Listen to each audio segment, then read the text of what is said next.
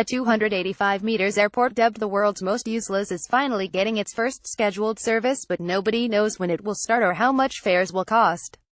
The saga of St. Helena Airport, on the tiny British overseas territory in the middle of the Atlantic, has involved a decade of delays, overspending of taxpayer cash and accusations of incompetence.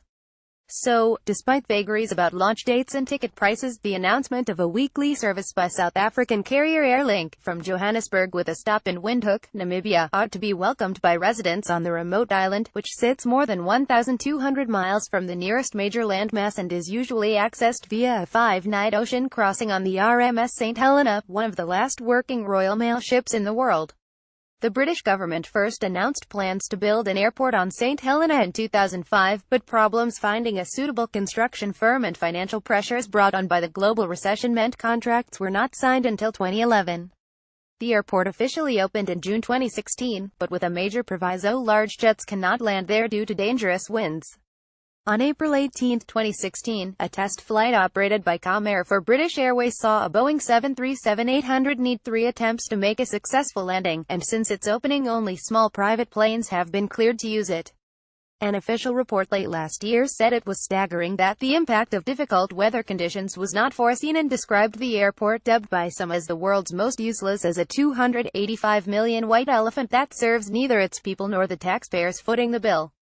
That figure works out at nearly $63,000 for each of territory's 4,534 residents.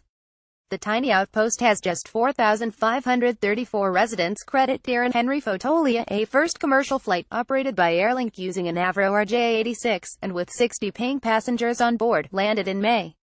But that the flight, which was delayed by an hour, was only run because 2 RMS St. Helena voyages were cancelled so the ship could undergo repairs.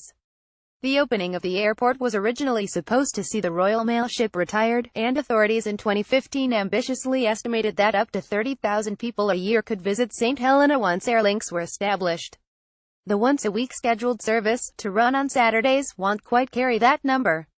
Airlink's jets will only be cleared to carry 76 people, so even if every seat is filled, it will only fly 3,952 a year on each leg.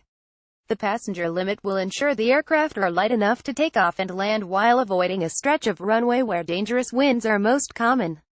The South African airline Airlink will operate the weekly flights. Credit Getty. A start date has not been announced, nor have details about airfares. The UK government has already agreed to subsidise the operation to the tune of 1.9 meters for the first year, which equates to more than $36,000 per return flight, or at least $480 per passenger. The flight time from Johannesburg is around 6 hours.